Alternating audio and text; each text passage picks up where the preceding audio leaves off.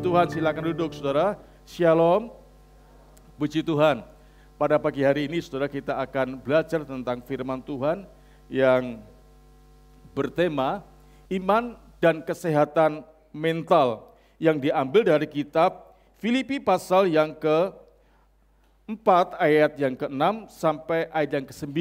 Ya, Filipi 4 ayat 6 sampai ayat yang ke-9. Demikian bunyi firman Tuhan. Janganlah hendaknya kamu khawatir tentang apapun juga, tetapi nyatakanlah dalam segala hal keinginanmu kepada Allah dalam doa dan permohonan dengan ucapan syukur. Damai sejahtera Allah yang melampaui segala hal akal akan memelihara hati dan pikiranmu dalam Kristus Yesus.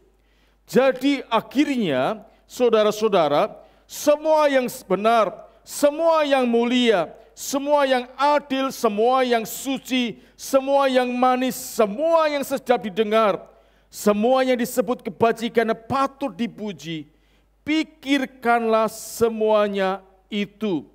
Dan apa yang telah kamu pelajari dan apa yang telah kamu terima, dan apa yang telah kamu dengar dan apa yang telah kamu lihat padaku, lakukanlah itu. Maka Allah sumber damai sejahtera akan menyertai kamu. Puji nama Tuhan. Bapak, Ibu, dan saudara sekalian, dalam kehidupan kita, saudara, ya, tentunya hari-hari ini kita sedang menghadapi satu pergumulan, persoalan hidup yang dibawa semakin hari bukan semakin mudah tapi semakin keras. Sehingga saudara, ya, ini diperlukan pribadi-pribadi yang harus memiliki mental yang semakin hari harus semakin sehat dan kuat. Nah saudara, beberapa waktu yang lalu kalau tidak salah pada bulan Maret ya, kita dihebohkan dengan suatu peristiwa yang ada di Jakarta Utara, di apartemen. Di situ diceritakan ada satu keluarga, ayah, ibu, dan 2 anak. Mereka terjun bebas dari apartemen lantai yang ke-16. Sehingga apa yang terjadi saudara? Maka keempat-empatnya itu menjadi almarhum dan almarhumah. Nah saudara, cerita demi cerita ternyata keluarga ini adalah keluarga yang sedang menghadapi satu tekanan hidup yang luar biasa. Sehingga akhirnya saudara, karena saking takutnya menghadapi situasi yang dialami itu, maka keluarga ini mengambil keputusan untuk terjun bebas tadi. Artinya bahwa keluarga ini sedang menghadapi satu kehidupan yang keras, tekanan hidup yang begitu berat sehingga jiwanya, manusia batiniahnya saudara, mentalnya itu tidak mampu, tidak kuat, tidak sanggup untuk menahan beban itu. Akhirnya dia ambil keputusan untuk mengakhiri hidupnya dengan cara terjun bebas tadi, saudara. Oleh karena itu, saudara, kita sebagai orang percaya, kita perlu menjadi orang-orang Kristen yang memiliki mental yang sehat dan kuat. Ya, karena dengan mental atau jiwa kita yang sehat, saudara, maka itu akan memampukan kita untuk menghadapi situasi seberat apapun. Kalau kita memiliki kekuatan mental kita, kalau mental kita, manusia batinia kita menjadi sehat dan kuat, saudara, maka kita akan diberikan kemampuan, kekuatan untuk bisa menghadapi hidup yang semakin hari semakin keras, semakin hari semakin tidak mudah untuk dapat dijalani dengan baik. Saudara, itu dibutuhkan sekali lagi satu jiwa atau mental atau manusia batinia kita itu sehat dan kuat. Kalau tidak saudara, maka tentunya kita akan tergerus. Saudara, seperti saudara apa yang kita dengar tadi cerita di Jakarta Utara tadi saudara. Dan bukannya satu keluarga ini saja, tapi hari-hari kita melihat begitu banyak peristiwa-peristiwa saudara, suami istri, sekeluarga, tahu-tahu saudara rumah nggak dibuka-buka, kemudian mengeluarkan bau, saudara. Ternyata di dalamnya itu ada satu keluarga yang nasibnya sama, yaitu bunuh diri. Kenapa bunuh diri, saudara? Karena sudah nggak kuat lagi untuk menjalani kehidupan ini. Daripada lebih lama lagi menderita, saudara, mereka mengakhiri hidupnya. Ini membuktikan bahwa hari-hari ini sudah banyak orang yang sakit jiwanya, tidak sehat jiwanya, sehingga ketika ada tekanan, ada satu persoalan, saudara, maka dia gagal dan kalah. Oleh karena itu, saudara, pagi hari ini kita mau belajar bagaimana kita bisa membuat jiwa kita, manusia batinia kita itu menjadi sehat dan kuat, sehingga dengan hal ini akan memampukan kita untuk bisa menghadapi tantangan apapun yang terjadi di tengah kehidupan kita. Nah, dalam kitab Filipi tadi ada, saudara, ada 3 hal yang dapat kita pelajari. Yang pertama, bagaimana caranya supaya kita dapat memiliki jiwa yang sehat. Yang pertama yaitu membangun kehidupan doa. Sebagaimana dikatakan ayat 6 tadi, saudara. Coba kita perhatikan sekali lagi ayat yang ke-6 dikatakan apa? Janganlah hendaknya kamu khawatir tentang apapun juga, tetapi nyatakanlah dalam segala hal keinginanmu kepada Allah dalam apa, saudara? Dalam doa dan permohonan dengan ucapan syukur, saudara. Nyatakanlah dalam segala hal, dalam doa dan permohonan dengan ucapan syukur. Nah, saudara, salah satu pemicu gangguan kesehatan mental kita, saudara, adalah karena adanya rasa khawatir, ya, yang tidak diresponi dengan benar. Tidak diresponi dengan cepat dan benar. Maka apa yang terjadi, saudara, kalau kekhawatiran ini terus kita biarkan dalam kehidupan kita, maka kekhawatiran itu akan menyeret, saudara, ya, akan, saudara, membawa serta teman-temannya. Dan temannya itu apa, saudara? Yaitu seperti ketakutan.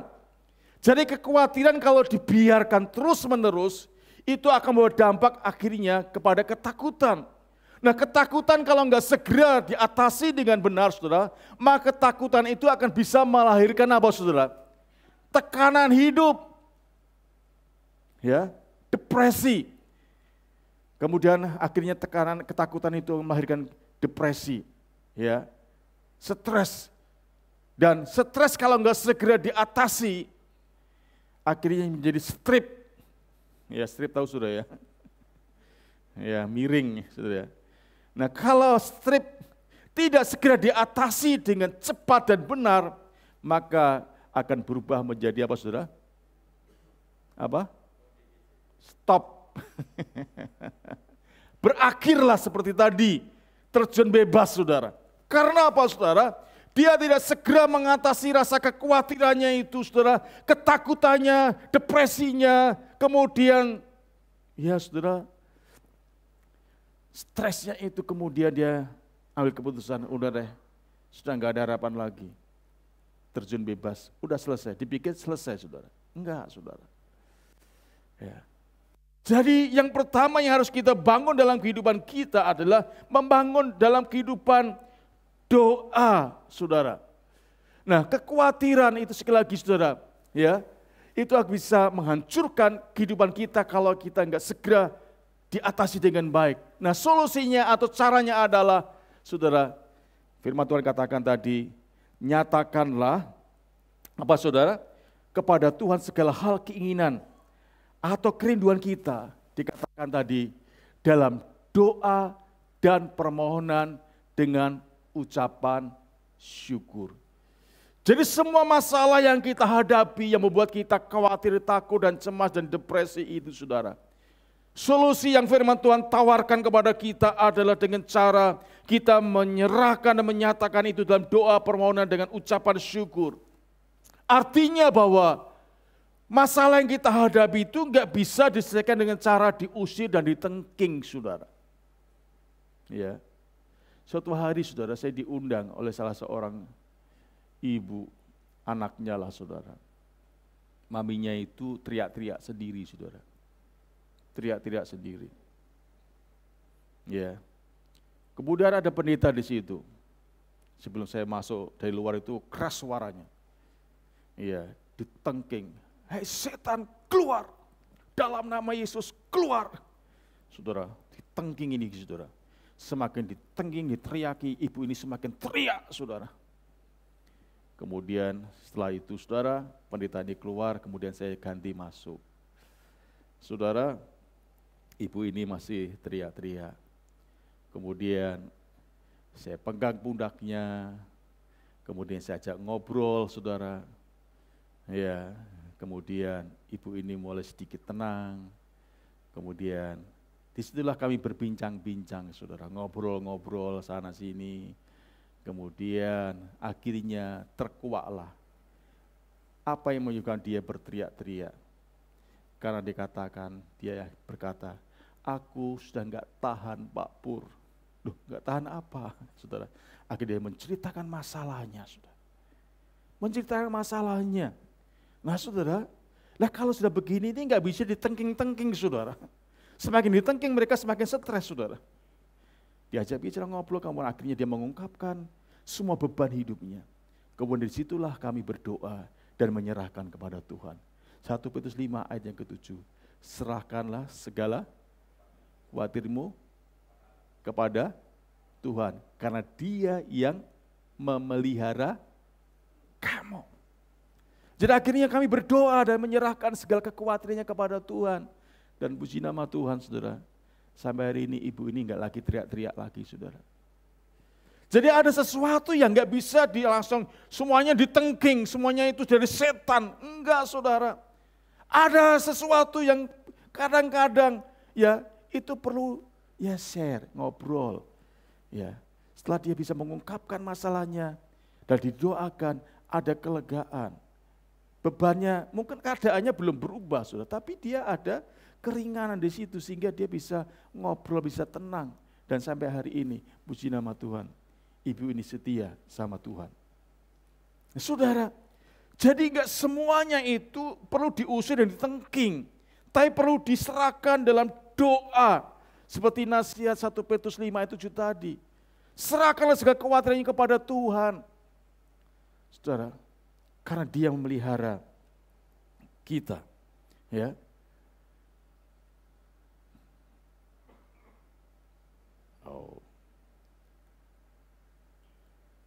Saudara, dikatakan tadi Paulus, ya, saudara, Paulus memberikan apa? Penjelasan yang cukup panjang dalam hal ini, dalam ayat 6 ini dikatakan dalam segala hal, dalam doa, dalam permohonan dan dengan ucapan syukur.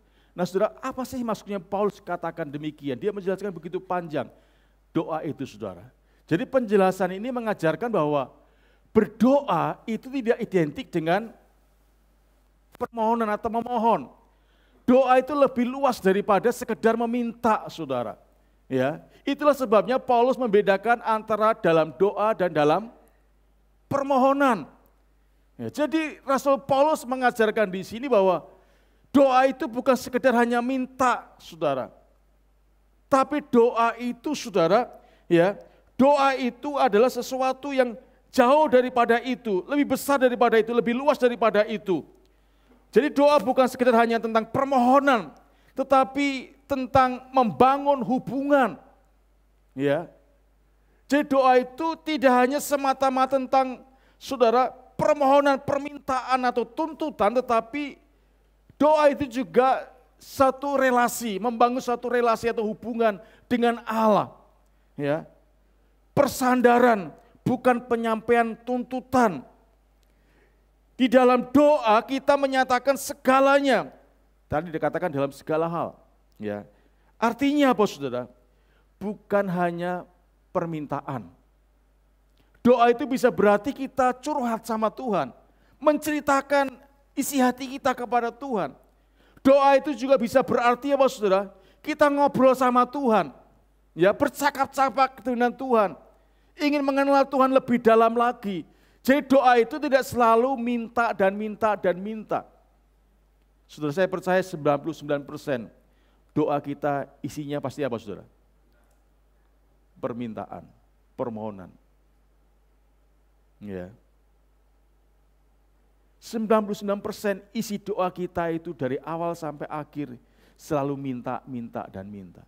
Dan Rasul Paulus di sini menghadapi situasi yang penuh dengan kekhawatiran, ketakutan ini, saudara. Kita harus membawa dalam doa. Doa ini bukan sekedar hanya tadi minta, minta, minta. Tapi doa adalah satu yang membangun relasi, hubungan kita dengan Tuhan. Kita curhat, cerita sama Tuhan. Tuhan misalnya saudara, Tuhan hari ini saya lagi kesel. Seperti saudara cerita sama orang tua kan ya. Ya mungkin Tuhan ngomong, kenapa sih kesel? Habis si A itu orangnya jengkelin. Saudara, kan kita anak sama bapak, saudara. Ceritanya seperti itulah, saudara. Kita curhat sama Tuhan. Ya udahlah Tuhan, kita kan udahlah, lupakan dan ampuni saja. Ya. Oh, enak aja. Mungkin kita bisa ngobrol seperti itu sama Tuhan, saudara. Karena Tuhan kita bukan Tuhan bisu, bukan Tuhan yang tuli, saudara. Tuhan kita bukan Tuhan yang mati, Tuhan yang hidup. Tuhan yang kita bisa ajak ngobrol. Doa bukan sekedar hanya minta, tapi kita bisa membangun hubungan relasi dengan Tuhan. Seperti anak dengan bapaknya. Ya. Jadi saudara, mari kita perbarui cara kita berdoa. Jangan semua waktu 1 jam hanya minta, saudara. Bukan berarti enggak boleh, boleh saudara. Tapi sekali lagi, ya, doa itu adalah membangun relasi, doa juga bisa meminta karena menyatakan segalanya. Artinya itu ya jangan hanya sekedar minta-minta saja, saudara. Ya, bukan hanya itu saja. Ya. Saudara, jadi Paulus ingin mau kita supaya memperbarui bagaimana kita punya konsep doa itu.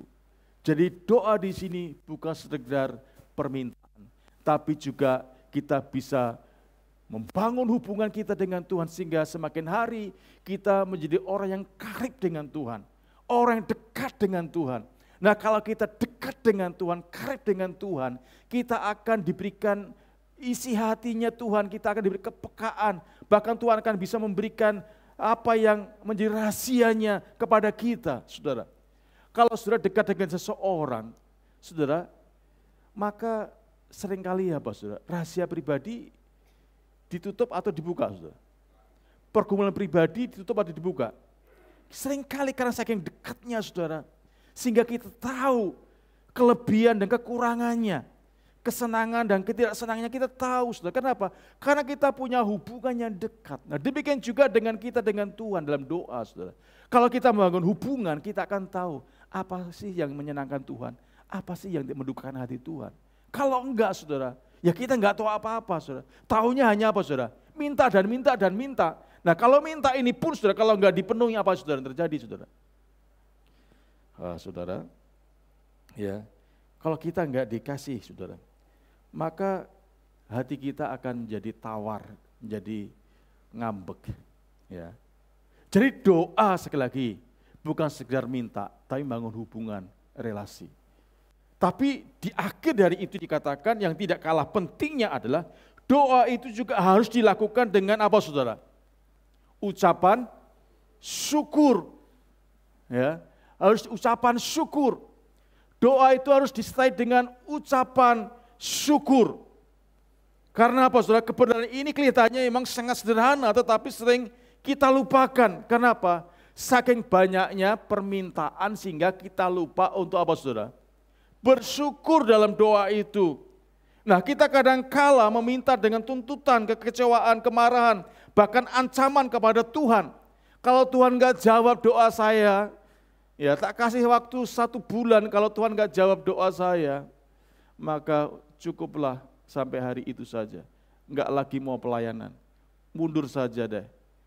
Percuma deh, aktif di gereja, tapi masalahnya gak pernah selesai-selesai. Gak jawab-jawab Tuhan. Saudara, jadi Tuhan dipaksa, Tuhan diancam di balik doa kita yang hanya karena minta dan minta dan minta, saudara. Nah sikap seperti ini menunjukkan bahwa kita ini kurang memahami kebaikan Tuhan, saudara. Jadi doa harus disertai dengan ucapan syukur. Kalau saudara membaca dalam kitab 1 Tesalonika pasal 5 ayat 17 dan 18 dikatakan apa di sana? Ayat 17 dikatakan apa? Tetaplah berdoa. Kemudian 18 dikatakan apa? Mengucap syukurlah dalam segala hal, karena itulah yang dikehendaki Allah di dalam Yesus Kristus bagi kamu. Jadi dua ayat ini, saudara, ada hubungannya dengan apa yang kita pelajari hari ini. Jadi dikatakan di sana, kita tetap berdoa, tapi juga jangan lupa dalam doa itu harus disertai dengan apa, saudara? Ucapan syukur. Karena apa, saudara? Ucapan syukur ini adalah kehendak Tuhan. Kalau Tuhan punya kehendak, saudara, itu baik atau tidak, saudara? Itu penting atau tidak, saudara? Oleh karena itu tadi dalam puji-pujian kita hari ini, saudara, kita diajak untuk bersyukur. Ku bersyukur Bapa, ku bersyukur Tuhan buat kasih setianya. Jadi ucapan syukur di balik doa itu penting, saudara. Tapi kebanyakan orang, saudara, doa diakhiri dengan ancaman. Doa diakhiri dengan sungutan. Ya. Doa diakhiri dengan kekecewaan, kefrustasian. Tapi Rasul Paulus menasihati kepada kita, dalam menghadapi situasi yang tidak mudah itu, kita harus berdoa, doa dan permohonan dengan ucapan syukur. Ya. Jadi ucapan syukur itu penting, saudara. Ya, ucapan syukur itu penting. Dengan ucapan syukur itu, saudara, itu akan mengikis rasa kekhawatiran kita. Karena terus mengingat dengan kita mengucap syukur itu, kita akan mengingat akan kebaikan dan kesetiaan Tuhan dalam kehidupan kita. Seperti tadi katakan, ku bersyukur Bapa, ku bersyukur Tuhan atas kasih setiamu. Jadi orang yang bersyukur itu dia akan mengingat akan kebaikan dan kesetiaan Tuhan dalam hidupnya, saudara. Tapi kalau kita bersungut-sungut, saudara, kita tidak akan pernah mengingat akan kebaikan Tuhan, kesetiaan Tuhan. Kalau saudara bisa duduk di tempat ini, saudara, sekali lagi bukan karena saudara itu sehat dan kuat, saudara, tetapi karena kasih setia atas kehidupan saudara. Sehingga Tuhan kasih kesehatan dan saudara kasih kesempatan untuk saudara datang di tempat ini untuk beribadah kepada Tuhan. Ya. Oleh karena itu ibadah itu harus disertai dengan ucapan syukur. Sehingga ibadah kita, doa kita itu saudara, doa yang berkenan kepada Tuhan. Karena apa? Itu yang dikehendaki Allah di dalam Yesus Kristus bagi kamu. Jadi saudara, mari kita belajar mulai hari ini.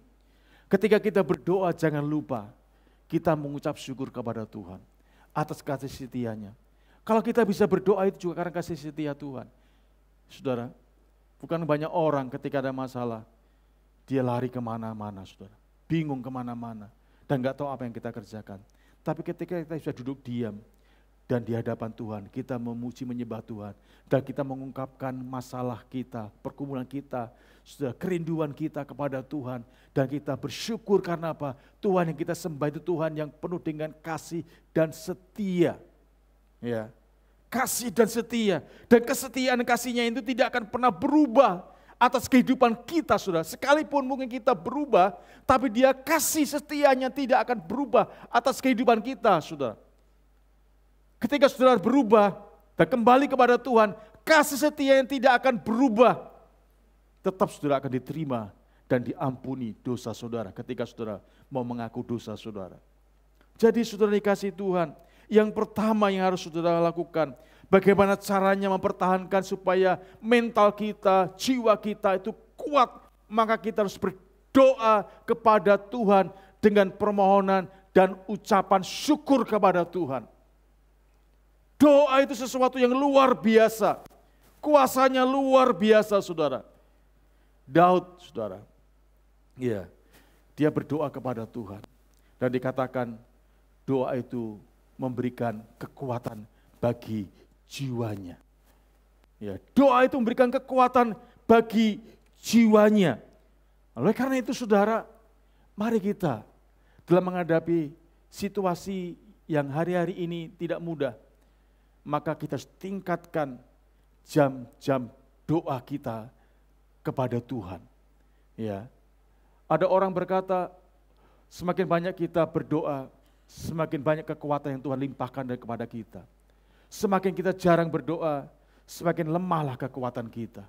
Oleh karena itu saudara, mari kita belajar. Hidup kekristenan kita dipenuhi, diwarnai dengan doa. Doa yang disertai dengan ucapan syukur, bukan doa yang penuh dengan ancaman dan tuntutan dan sungutan. Tapi doa yang diakhiri dengan ucapan syukur kepada Tuhan. Dengan demikian saudara, iman kita akan terus dibangun. Jiwa kita akan semakin diteguhkan, dikuatkan oleh Tuhan. Karena apa saudara? Karena orang-orang yang tetap berdoa. Sekalipun mungkin saudara hari-hari ini sudah sekian lama saudara berdoa untuk masalah saudara. Bahkan mungkin saudara bosan ya untuk berdoa lagi. Karena apa? Seolah-olah saudara tidak ada lagi solusinya. Tapi dengar baik-baik saudara. Walaupun saudara bosan, tapi Allah yang kita sembah tidak pernah bosan untuk mendengar doa seruan saudara. Sehingga Tuhan katakan, jangan jemu-jemu kita berdoa. Kenapa? Saudara, artinya apa? Ada saatnya waktunya panjang, sehingga kita mungkin sudah capek deh, lelah deh, bosan deh. Tapi Tuhan tidak pernah bosan untuk mendengar doa seruan saudara. Itu yang pertama, yang harus kita lakukan bagaimana cara menjaga supaya mental kita, manusia batinia kita tetap kuat, yaitu tetap berdoa kepada Tuhan dengan ucapan syukur. Kemudian yang kedua, yaitu memiliki damai sejahtera. Memiliki damai sejahtera. Nah saudara, manusia mencari cara untuk merawat kesehatan mentalnya. Ya, dengan berbagai macam cara, misalnya dengan healing, ya, jalan-jalan, kulineran, ya saudara, ya, menyalurkan hobi, mancing, main catur, misalnya main bulu tangkis, olahraga, ada yang yoga dan sebagainya. Saudara, memang pada waktu itu kita akan bisa menikmati. Tapi setelah itu akan kembali seperti semula, saudara. Ya, mesti kehidupan seperti semula. Kita menghadapi masalah seperti semula. Artinya apa? Semuanya itu saudara, cara-cara yang dilakukan oleh banyak manusia saat ini saudara, itu sifatnya hanya solusi sementara. Ya, hanya untuk sementara waktu. Seperti kemarin oleh kemurahan Tuhan, kami sekeluarga bisa jalan-jalan saudara, senang kumpul sama anak-anak. Jalan sama anak-anak, makan bareng sama anak-anak, senang sekali saudara. Tapi setelah itu saudara, ya setelah dari bandara, masing-masing saudara, ada yang duluan pulang ke Jogja, ya, ada yang kemudian pisah di bandara, saudara, ya, akhirnya kembali lagi 2 orang, saudara. Kumpul senang setelah itu, iya, 2 lagi ya, di rumah 2 lagi, saudara. Nah, saudara, itu cara yang banyak dilakukan oleh manusia, ya. Tapi di sini Allah menawarkan bagaimana supaya saudara kita tetap bisa menjaga hati kita, saudara, mental kita, jiwa kita tetap sehat dan kuat. Yaitu kita harus memiliki damai sejahtera yang dari Tuhan. Ya, damai sejahtera dari Tuhan.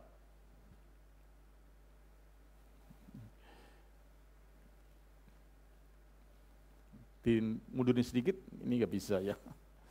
Oke, jadi saudara, ayat ini saudara mengajar kepada kita bahwa mentalitas kita terjaga karena damai sejahtera yang berasal dari Allah dalam Yesus Kristus. Ya, sebagaimana dikatakan ayat 7 tadi, dikatakan apa saudara? Damai sejahtera Allah yang melampaui segala akal akan memelihara hati dan pikiranmu dalam Kristus Yesus. Sebetulnya ayat 6 dan 7 itu ada kaitannya saudara. Ada kaitannya, ada hubungannya. Sebab akibat. Ketika saudara kita berdoa dengan ucapan syukur, saudara, maka akhirnya damai sejahtera Allah itu akan ada di dalam hidup kita. Ya. Jadi kita harus memiliki damai sejahtera Allah dalam kehidupan kita. Damai sejahtera yang berasal dari Allah, bukan dari dunia ini. Damai sejahtera dunia ini sifatnya hanya sementara, saudara. Tidak abadi, tidak kekal, hanya sementara. Damai sejahtera yang Tuhan berikan kepada kita itu tidak seperti damai sejahtera yang diberikan oleh dunia ini. Sebagaimana dikatakan Yohanes 14 ayat 27, damai sejahtera yang kutinggalkan kepadamu tidak seperti dunia berikan. Damai sejahtera yang melampaui segala akal. Damai sejahtera daripada Tuhan itu damai sejahtera yang melampaui segala akal. Maksudnya apa, saudara, di sini? Seharusnya dengan situasi seperti itu, orang itu takut, khawatir, cemas. Tapi karena damai sejahtera Allah melingkupinya, memenuhi hatinya, pikiran hidupnya, saudara, maka orang itu tetap bisa bersuka cita, hidup tenang sekalipun di tengah-tengah masalah, di tengah-tengah badai. Saudara, di Alkitab itu banyak contoh, saudara. Contohnya dalam Matius 8:24b, ini kisah Yesus dengan murid-muridnya. Ketika Yesus mengajak menyeberang, kemudian murid dan Yesus naik perahu. Dikatakan di sana tiba-tiba ada angin yang kencang yang mau membinasakan atau menenggelamkan perahunya. Nah, pada peristiwa itu dikatakan dari 24b itu Yesus sedang apa, saudara? Sedang tidur, sedangkan murid-muridnya apa, saudara? Mengalami ketakutan, kegelisahan sehingga dia teriak, Tuhan tolong kami binasa. Yesus sedang tidur, saudara. Kenapa Yesus tidur, saudara? Tenang. Padahal sedang ada badai, tapi Yesus sedang tidur. Karena apa? Ada damai sejahtera dari Allah. Murid-muridnya, saudara, dia takut, gelisah. Sehingga Tuhan katakan, hai kamu kurang percaya. Jadi saudara, damai sejahtera dari Allah itu melampaui segala akal. Artinya itu yang seharusnya itu enggak bisa, tapi karena ada damai sejahtera itu bisa mengalami ketenangan. Seperti Rasul Paulus, ya, ketika di penjara, saudara, apa yang dilakukan? Dia berdoa dan memuji Allah. Artinya jiwanya apa, saudara? Gelisah? Enggak. Petrus, saudara, Petrus, sama saja, saudara. Hatinya tenang, dia bisa tidur. Ketika tangan kanan kiri kakinya diborgol dan dijaga pasukan yang besok paginya akan diperhadapkan kepada pengadilan rakyat. Tentunya, saudara, ini adalah keputusan yang akan membawa mereka kepada keputusan mati atau hidup, saudara. Tapi dikatakan di sana, diceritakan di sana dalam kisah para rasul, Petrus tidur. Harusnya kan gelisah ya, besok itu nasib saya apa ya? Ya, tapi dia tidur. Daud, saudara, ketika dia diberontak sama anaknya Absalom, Mazmur pasal yang ketiga dan keempat dikatakan di sana, saudara, wah, Daud ini bisa tidur dengan lelap. Ya, saudara, saking lelapnya, saudara, maka ada iringan musiknya, suara tenor. Saudara, karena tidur nyenyak, saudara, lelap. Kok bisa sedang dikejar-kejar mau dihabisi oleh anaknya sendiri, tapi bisa tidur nyenyak? Kenapa, saudara? Sekali lagi, karena ada damai sejahtera Allah yang melampaui segala akal itu hadir di tengah-tengah kehidupannya. Jadi saudara, mari kita datang kepada sumber damai sejahtera itu. Sumber damai sejahtera itu adalah dari Allah saja, di dalam Yesus Kristus, sehingga dikatakan, damai sejahtera yang kuberikan kepadamu tidak seperti dunia berikan. Artinya apa, saudara? Kita harus datang kepada sumber damai sejahtera itu. Kalau kita ingin hati kita, pikiran kita dipelihara, saudara, oleh damai sejahtera itu, yaitu kepada Yesus Kristus. Nah, damai sejahtera Tuhan itu berdampak bagi dua aspek dalam kehidupan kita, yaitu hati dan pikiran. Dikatakan tadi dalam ayat di sana itu, maka damai sejahtera Tuhan itu akan memelihara hati dan pikiran kita. Kata memelihara ini dalam bahasa Yunani itu pakai istilah militer. Artinya itu menjaga atau mengawal hati dan pikiran kita. Sehingga hati dan pikiran kita akan dikawal, akan dijaga, akan dipelihara oleh Tuhan dengan damai sejahteranya. Sehingga sekalipun dikelilingi oleh berbagai macam masalah persoalan sebesar seberat apapun saudara, selama damai sejahtera Allah itu menjaga hati kita, memelihara hati kita, saudara, ya, mengawal hati kita seperti sebuah pasukan yang mengawal, saudara, maka hati kita akan bisa tetap tenang, saudara, sekalipun di sekitar kita ada begitu macam bahaya yang mengancam kita. Seperti saya katakan Daud tadi, Hizkia, sama saudara. Jadi saudara, mari kita harus memiliki damai sejahtera daripada Tuhan. Bagaimana caranya supaya kita memiliki damai sejahtera daripada Tuhan? Supaya damai sejahtera Tuhan itu mengawal hati kita, sehingga hati kita tidak akan tercemari oleh rasa kekhawatiran, ketakutan, kecemasan karena persoalan yang kita hadapi, saudara. Karena ada yang menjaga, ada yang mengawal kita, saudara, yaitu damai sejahteranya yang tidak pernah seperti dunia berikan. Yang sifatnya sementara, saudara. Dan itu kalau semuanya baik, maka juga baik. Karena saudara, ada 3 macam saudara, orang saudara. Yang pertama orang fasik. Orang fasik ini saudara, sekalipun saudara dalam keadaan yang biasa-biasa, tapi dia dipenuhi dengan ketakutan. Ya, ada istilahnya saudara, cemas di dalam kedamaian. Ya, artinya bahwa sebetulnya situasinya tidak ada apa-apa, tapi takut, cemas, khawatir. Seperti dikatakan Amsal 28 ayat 1 dikatakan, orang fasik lari sekalipun tidak ada yang mengejarnya. Enggak ada mengejar, enggak ada orang yang mengejar, dia lari sendiri, saudara. Kenapa? Ketakutan tadi. Artinya, saudara takut di tengah damai. Tapi ada orang Kristen, saudara. Orang Kristen, saudara, dia damai ketika situasinya baik. Jadi ketika situasinya kurang baik, maka damainya itu apa, saudara? Hilang. Jadi ini artinya orang Kristen situasi. Orang Kristen situasional.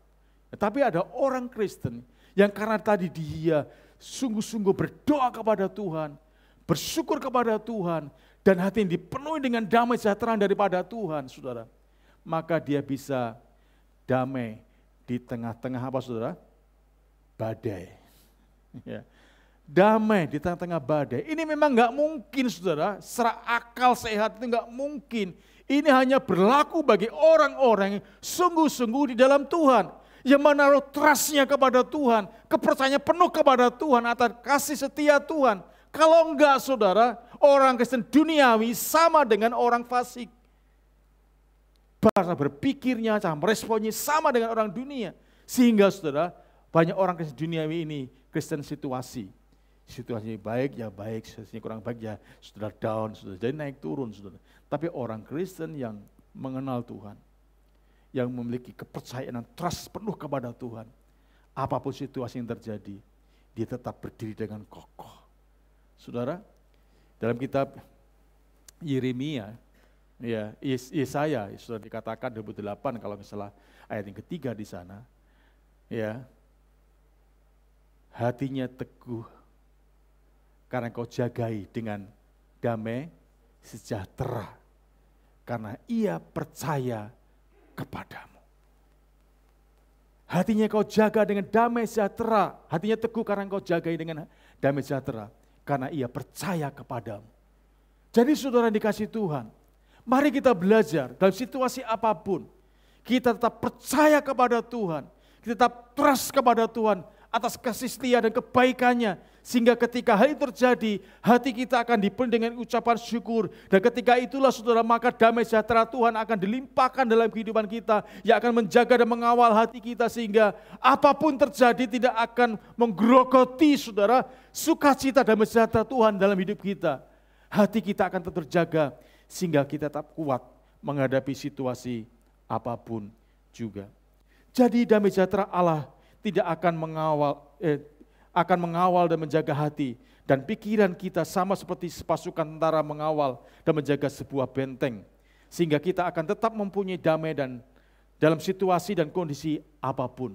Nah saudara, jadi sekali lagi di sini perlu ditegaskan bahwa Allah tidak pernah berjanji untuk selalu mengubah keadaan kita. Tuhan hanya berjanji akan apa saudara? Memberikan kedamaian yang melampaui akal bagi kita. Keadaan mungkin tidak berubah, tetapi kita akan tetap diberi kedamaian. Dengan kata lain, yang Tuhan janjikan adalah penjagaan, pengawalan hati dan pikiran kita. Bukan selalu perubahan keadaan. Ya, sebagaimana tadi saya katakan Yesaya 26 ayat 3. Yang hatinya teguh kau jagai dengan damai sejahtera, sebab kepadamulah ia percaya. Jadi Tuhan yang janji memberikan pengawalan, penjagaan hati kita. Mungkin situasi saudara tidak akan berubah. Contohnya misalnya, ada orang sudah tua, sakit tua, yang ini sudah nggak mungkin deh untuk bisa disembuhkan. Memang sudah begitulah nalurinya, saudara. Alamiahnya begitu, saudara. Tetapi orang yang mengalami itu ketika ada damai sejahtera Tuhan, sekalipun terkapar di tempat tidur, tapi hatinya penuh dengan sukacita damai sejahtera Tuhan. Sehingga orang yang besuk, saudara, bukan untuk menguatkan, tapi seringkali banyak orang yang besuk tambah dikuatkan. Seperti Rasul Paulus ketika di penjara, justru dia menguatkan orang-orang di luar penjara, saudara. Karena apa? Ada damai sejahtera dari Tuhan. Itu yang, saudara, kedua. Yang ketiga, saudara,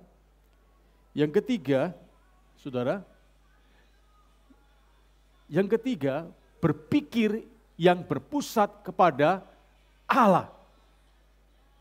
Ya, berpikir yang berpusat kepada Allah, ayat 8 dan 9. Coba kita perhatikan. Jadi akhirnya, saudara-saudara, semua yang benar, semua yang mulia, semua yang adil, semua yang suci, semua yang manis, semua yang sedap didengar, semua yang disebut kebajikan dan patut dipuji, pikirkanlah semuanya itu. Saudara, jadi yang ketiga, saudara, yaitu kita berpikir yang berpusat kepada Allah.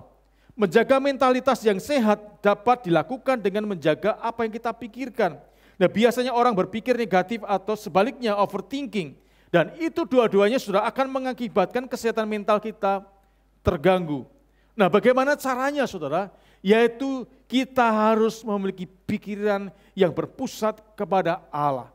Nah, pikiran yang berpusat kepada Allah itu seperti apa, saudara? Yaitu dikatakan tadi, yaitu apa yang benar, apa yang mulia, adil, suci, manis, sedap didengar, kebajikan dan patut dipuji, itu yang kita harus pikirkan dalam kehidupan kita. Itulah pikiran-pikiran Kristus, saudara. Nah, selama kita memiliki pikiran Kristus ini, saudara, percayalah saudara, pikiran kita tidak akan, saudara, tergoda atau menyimpang kepada pikiran yang dipenuhi dengan rasa kekhawatiran, pikiran negatif, bahkan overthinking, saudara. Kenapa? Sudah ada batasannya, yaitu apa yang benar, apa yang mulia, apa yang adil, apa yang suci, apa yang manis, sedap didengar. Itu yang harus menjadi, saudara, dasar kita berpikir. Sehingga kita tidak akan keluar dari apa yang Tuhan mau dalam kehidupan kita untuk kita pikirkan. Dan kalau itu yang kita lakukan, percayalah saudara, mental kita, jiwa kita akan sehat. Roma 12 ayat 3, saudara, kita akan baca bersama-sama. Mungkin tolong ditayangkan Roma 12 ayat 3 sebagai ayat terakhir kita. Ini adalah ayat untuk menegaskan kita supaya apa, saudara? Apa yang selayaknya kita pikirkan tidak melebihi kapasitas kita sehingga mentalitas kita bisa terganggu. Mari kita baca bersama-sama. 1, 2, 3.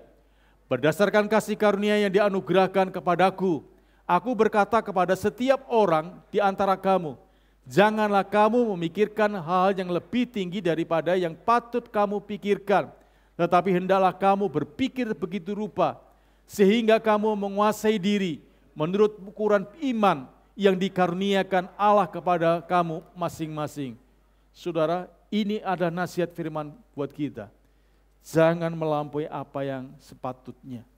Bagaimana caranya? Ya tadi, pikirkan apa yang benar, apa yang mulia, apa yang adil, apa yang suci, apa yang manis.